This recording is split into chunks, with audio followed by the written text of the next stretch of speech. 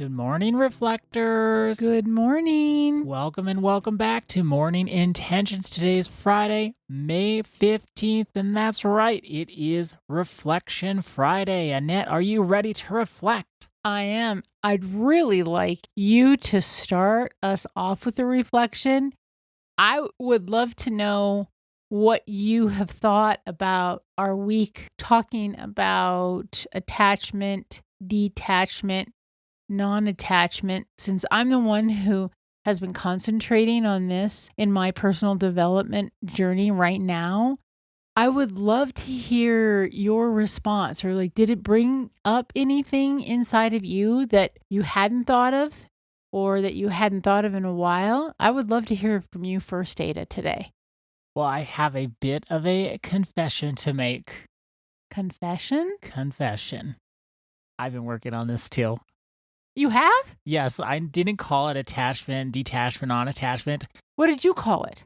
I've just been working on how to not get so ticked off at stuff and stay centered and calm and to be my best version of myself and not be so reactive.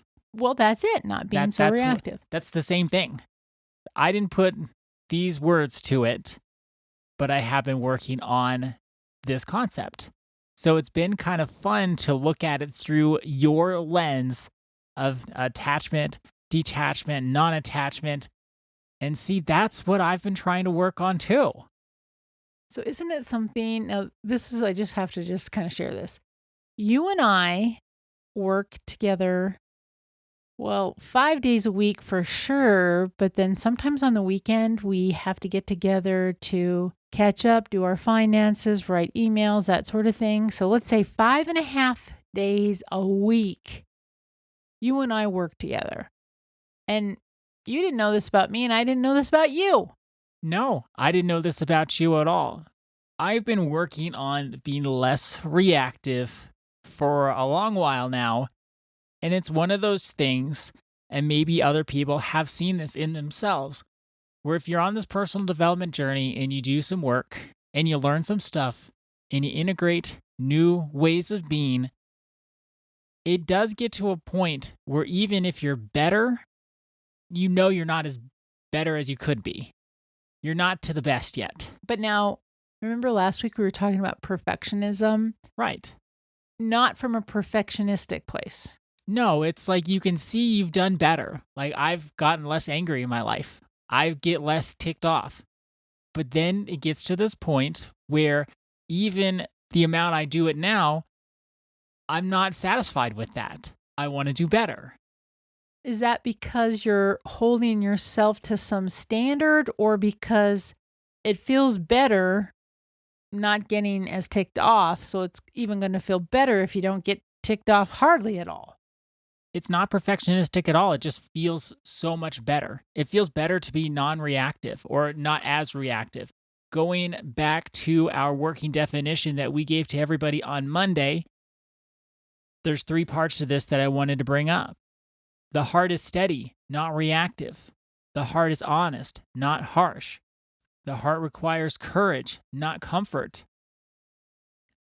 Life feels better when you're steady, not reactive.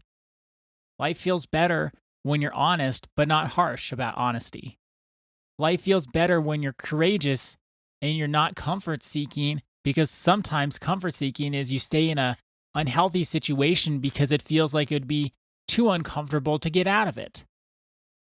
So I've gotten to this point in my life where I am doing better. I would say I've seen improvement all my life, at least as long as I've been on the personal development journey. Year over year, I see improvement. But each year, I also see how I could improve more, only because I want to, not because I am looking in the mirror and saying, "You're doing so bad, Ada. Why are you such a screw up?" I don't think that at all. I just see, well, if I feel this good with how far I've gone, I'm going to feel better if I keep on going. And there are so many places where even if I control myself, I don't say the first thing that comes to my mind, I don't overreact, my little inner world gets disrupted. There's an earthquake in the inner world, And I don't even want to experience that because it's uncomfortable now.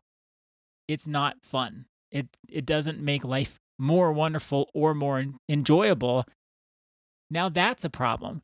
Before it was how I reacted and was outside of myself. Now it's what does my little inner world deal with? That journey inward. Yeah, exactly right. Taking care of the outer world. Now let's take care of the inner one too. So it's so fun to see that we both are on a similar journey. We come at it from different perspectives. We don't talk about it all that much, but then we do have these overlaps. No, I didn't even know that you were thinking about this. Would you be willing to repeat your version of this? So my version is attachment, detachment, and then wanting to get to this place of non-attachment. What were your words again? I don't know if I had specific words because I don't have specific words like you have here. More than anything, I'm trying to be less reactive and keep my inner peace, even if the outer world isn't all that peaceful. Even if people aren't being nice, if they're being jerks, I don't want to lose my inner world. And that's becoming more and more important to me because before I would let my inner world go. Even if I controlled my emotions on the outside, my inner world was very disrupted. Okay, so I brought 4 questions to the reflection, and let's see if they would help you. Okay, let's hear them. So this is when you're noticing you're not trying to be as reactive, but there's something in front of you that is bringing up something inside of you that's a big reaction, big feelings. The way I might put it to myself would be that I'm gripping an outcome. Like I want it to look a certain way. You're grasping and striving. I'm grasping and striving. If you paused and asked yourself this question, would it be helpful? What am I hoping will happen? So for me, if I can just stop myself and say, what am I hoping will happen here? Oh, I'm hoping that they'll think that I'm helpful, or I'm hoping that they will want to share time with me as much as I want to share time with them. So that's what I might ask myself. But those are all contingent on the other person. Remember yesterday we were talking about it's a co-creation. When we're dealing with somebody else, we can only control where we're coming from. We can't control whether somebody else wants to share time or any of that. So would that question be helpful for you when you're finding yourself in this really reactive space? Definitely, because there's always an outcome in my mind that I hope happens. The next question. What am I afraid it will mean if it doesn't happen? So you have this outcome in your mind. What am I afraid it will mean if it doesn't happen? Ooh, I like this one. This goes deeper than just thinking about, oh, there's an outcome and I hope it turns out the way I want it to. Digging deeper into what does that mean for me? How will I feel? What will come up? What will my connection with the other person be like if this outcome doesn't happen? And my third question to ask ourselves, can I allow both possibilities to exist just for this moment? That one challenges my all or nothing thinking, doesn't it? It does. Do you think it would be helpful, though, for you to say, well, this is what I hope will happen, and this is something also, it might not happen like that. Do I have to assign some meaning to it, or can I just hope that this is what will happen and acknowledge that and then just say, and I'm going to release the outcome if it doesn't happen that way? Thinking about that, I think that would be helpful because I can get stuck on how I want things to happen. There can be the picture in my head of the way I hope the situation goes. And this will make me think about it could go the way I hope, or maybe there's another possibility. And putting that out there, even just for a second, a brief moment to say, it also could turn out this other way. That could help me not get so stuck in my own picture of how things should be. And then this is the last one. What would it look like to stay open instead of certain? The immediate thing that pops into my head is more peaceful. Because if I'm basing my happiness, I'm betting my happiness on the outcome being a certain way, probably going to lose a lot. I'm going to be upset. I'm going to be frustrated.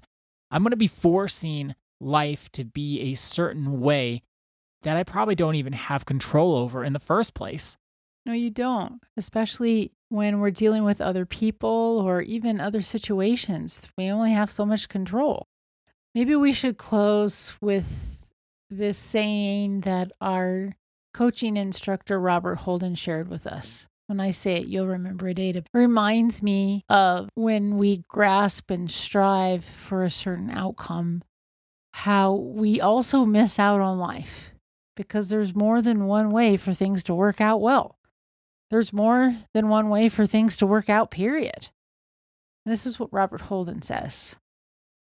God spoke to me in flowers today, but I was looking for words, so I almost missed the conversation.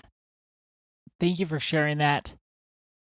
When you read it, I remembered that he said that, but I'd forgotten about that. So I'll keep my eye out for flowers this weekend. Please do. And thank you for allowing me to share more personally what I'm working on in my personal development this week. I appreciate that. Well, thank you for being open and courageous and willing to share. And I think these 4 questions that you shared with me should be our reflection for today and for this weekend.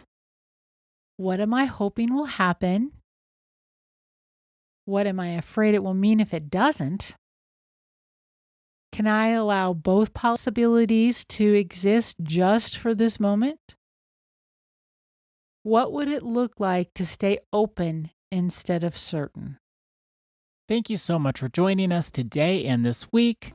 Our day is better because you are part of our day. See you Monday. See you then. I'm wanting something more, and I'm ready to begin. A life of happiness awaits me. It starts today when I